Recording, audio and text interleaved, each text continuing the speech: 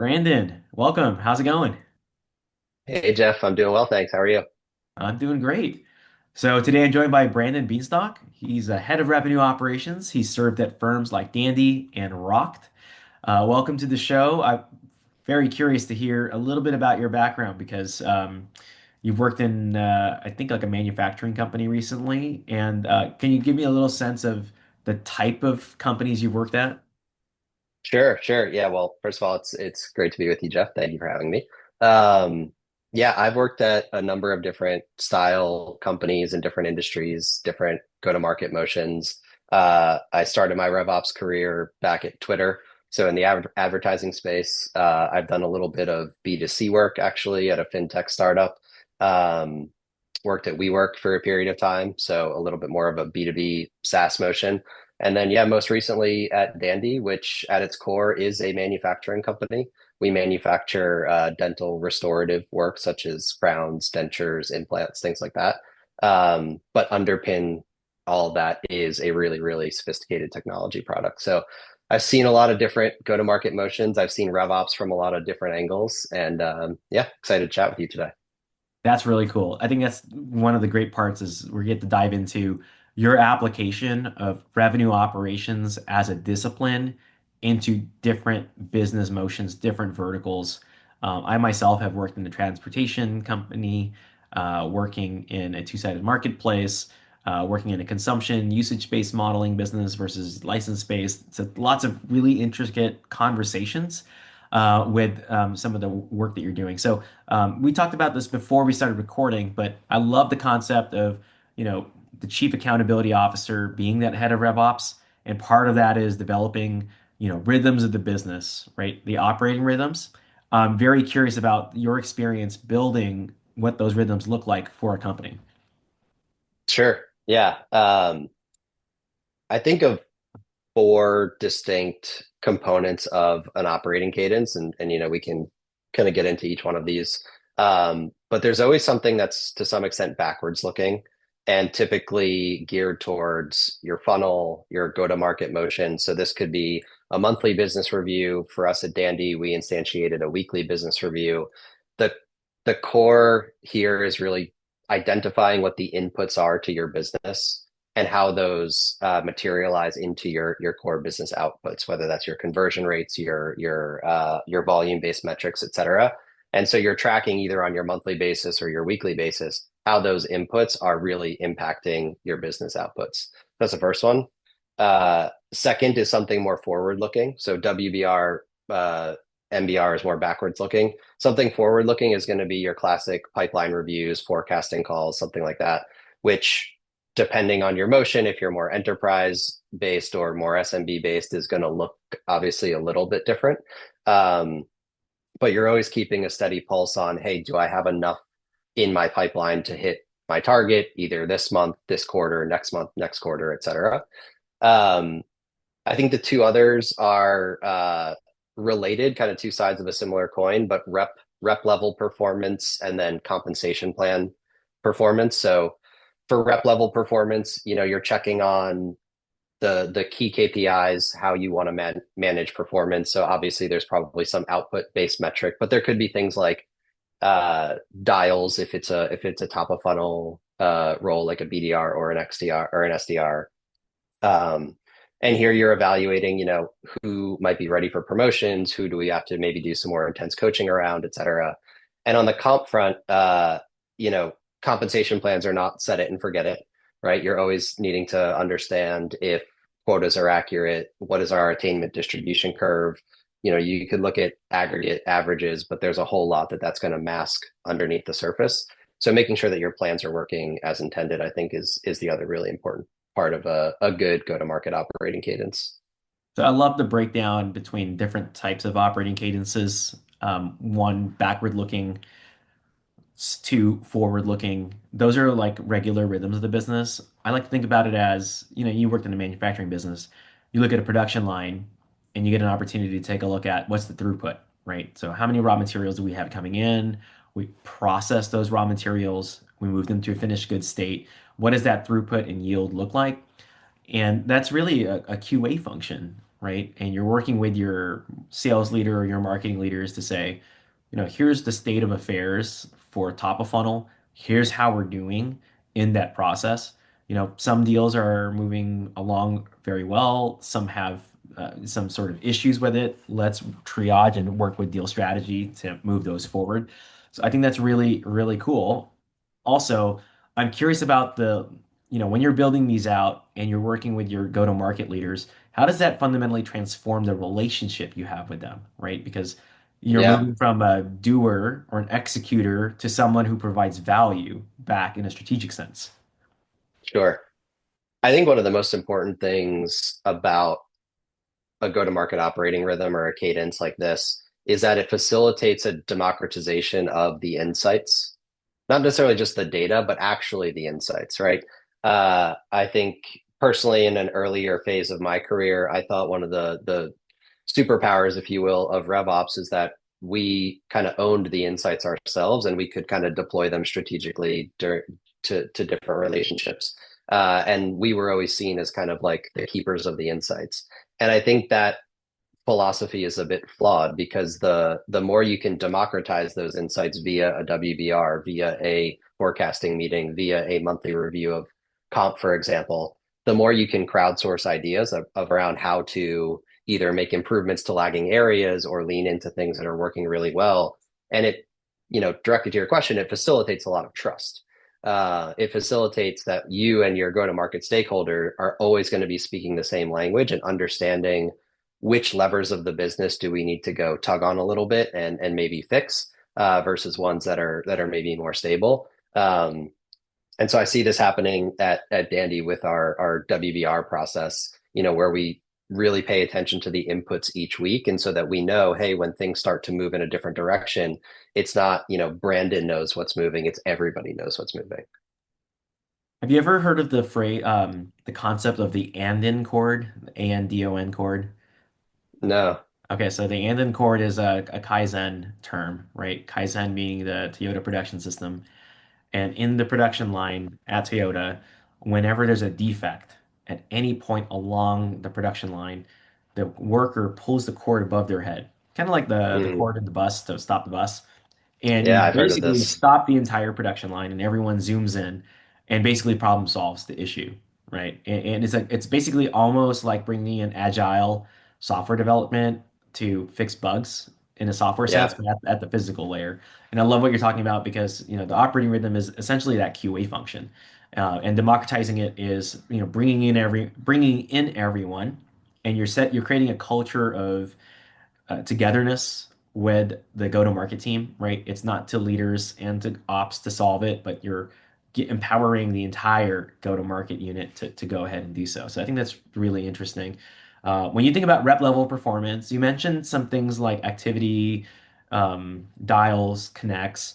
I think through that as like KPIs and metrics. What's your sense of when you build out like a profile of a successful rep? Are you looking at like an assessment tool, like a scorecard of some sort? And if so, what have you done before? Yeah, typically we try to make rep performance as metrics driven as possible, right?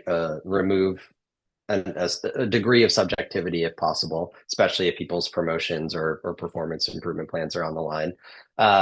But I generally think a more balanced scorecard of metrics is a preferred approach as opposed to just pure, let's say, quota attainment. Um, and I've toyed with different things based on the needs of the company, based on the maturity of the company, based on the maturity of the motion itself. So for our BDR function, for example, for a while we were looking at a pure input metric such as dials. And then we were looking at kind of more of a medium funnel metric such as a meeting set or a meeting held. And then actually a down funnel metric such as a contract being signed, which might be unusual for a top of funnel motion. But if you're trying to ensure that the meetings that are being set are actual quality meetings, including that down funnel measure can kind of paint that more comprehensive picture. Um, Interestingly, we ended up removing dials as a metric from our balance scorecard at a certain point because we felt like it was sending a false signal to the reps that it wasn't just purely about the volume of your dials, but the quality of your dials. And so we've considered doing things like adding connect rate, adding talk time, adding things that are maybe a little bit more directly related to the outputs that we like to see. And the WBR, kind of tying back, is a really great way to kind of highlight what are those important metrics. So we saw that, for example, just because dials were ticking up in a given week, we weren't necessarily yielding significantly more meeting set or meeting held. Could that be we're dialing at the wrong times? Could that be we're dialing to maybe the wrong ICP type of our customers? There's a lot of different reasons why. But if you tethered the input metric to, let's say, connections or connect rate or talk time, you actually saw a much more direct correlation. And so we can leverage those learnings to influence how we want to performance manage the reps. On the sales side, you can also consider things like forecast accuracy. You know, if that's a priority for the business and you're really trying to um, change behavior, it shouldn't necessarily, in my opinion, be a huge component of the scorecard. But if you, let's say, weighted 10, 15, 20% of that performance on something that you're really trying to move the behavior on, I think it can be pretty impactful. I think the cool thing to think through there is so there's some metrics that you can withhold from the front line because it sends the wrong signals, right? We want to reward dials. I've seen bad behavior before where folks would fake dials just to meet a minimum Sure. commitment. But I'd also seen where you withhold the dial metric and the conversion metric, the dial to connect, the connect rate, you leave that just to the managers, right? So the managers can see, yes, they're booking more meetings or sufficient level of meetings, but there's a lot of at bats to get there, low batting average, right? Or it's someone with a high batting average, they don't need as many dials. So it's still useful to know, but maybe you don't have to, make the metrics super transparent because it does have unintended behavioral consequences at certain levels of the org. And I think that makes sense. Now, when I You think could about, also play with, oh, go sorry, ahead. just to add one more tidbit there. You can also play with uh, performance level metrics and compensation. So just to give a quick example, in a consumption-based model, let's say you want to make your compensation plan for new logos really, really simple, and it's just the act of acquiring that customer, and you want to pay on that event. Maybe you're in super growth mode, you're trying to acquire market share, and you literally just want to pay your sales rep on that acquisition. The fear or the risk is that you're going to acquire not great customers, right? That don't end up actually using the product, and then the revenue generation isn't there, and now your CAC to LTV is thrown off. You can include, let's say, a conversion or a further utilization metric in your performance, your rep performance. So your comp plan is super simple. You're directly incentivizing the behavior you want, which is go acquire customers. But you've got this kind of catch-all or downside protection, if you will, in that, hey, we're going to keep an eye on this from a performance perspective. And if this ever gets too out of whack, we're going to have a conversation. Now, we talk about sales compensation. You want to drive the right behaviors. We're recording this at the end of the year, calendar year, which is the right time for planning for the following year. And when I think about planning, it's about go-to-market, product strategy, alignment of which markets and segments you're going to go after, right sizing the size of the org, defining roles and responsibilities. But more importantly, really thinking about how do we drive the right behavior? And some of that is pace setting with managers' expectations, but a lot of it has to do specifically with sales orgs with their compensation plan. So I'd love to walk through, your thoughts around sales compensation design and planning as we go into the year. Yeah, I think the number one thing you have to do well with comp plan is understand the motion, understand how that function executes their role day to day, week to week, how they talk to customers, how they operate. That has to be the underpinning of whatever plan design you're trying to drive. Um, and so there's a lot of different ways to do that. Shadow reps, survey reps, talk to reps, but you really have to get close to the reps themselves. I think from there, you can then start to understand, okay, what are the business objectives that we're aiming towards? Is it for a top of funnel team? It's pure volume. We just need to go throw as many meetings into the top of funnel as possible. Is it more of a quality of meetings type play where it's less about volume? We just have to go acquire these very specific customers, and so the cycle times are going to be longer, et cetera. But what is the key output that we're trying to drive for? And then you can kind of marry those things up. and you can understand how the reps operate, how they do their jobs, what are the influential behaviors that you can actually drive there, combined with what does the business need out of that function. Is it new logo acquisition? Is it larger customers in terms of bookings, in terms of revenue? But how do we marry those up? And then the critical thing with the design is just keeping it simple. As you probably know, we in RevOps sometimes have a tendency of over engineering things, and you just have to remember it's like this has to be so super, super, super simple. Um, the best reps will still figure out how to break your plan and how to, get to the most ideal outcome, but we're not necessarily solving for them, we're solving for everybody. And so the plans just have to be super simple. Yeah, I'd agree with you. I think comp planning starts with role design, right? And role design starts Yeah. with, what's your strategy on the field for next year, right? Are you going to play like a bulky defense or, speedier defense or, what is the configuration of your org going to look like? Is it more hunters than farmers? Are you going to separate, top of funnel prospecting from mid sales cycle, right? Separate closers from lead generators. And once you have that in mind, then you can start driving to, okay, well, how do we measure success for each of those roles and then right sizing the plan for it.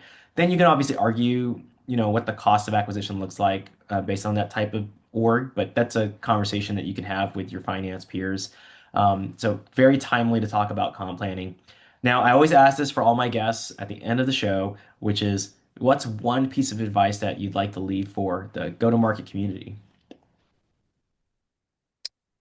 Piece of advice that I would leave is a saying that we have at Dandy is to walk the floor. And especially true for our RevOps colleagues, you have to be intimately understanding of what your product is, of how your reps sell it, of how they operate in your systems, walk a mile in their shoes, as they say, but really develop that understanding and that empathy. I think you can be a medium to good RevOps professional, if you will, maybe without that because you're great with data and you're great with systems and et cetera. To be a great RevOps leader, you have to develop that empathy and really walk the floor and understand your customers, which are, your sales team and your go-to-market stakeholders. Great advice. For those who want to learn more about you, Brandon, where can they go and do so? LinkedIn. LinkedIn's the best place to contact me. Yeah, happy to chat. Amazing. Thanks so much, Brandon. Thank you.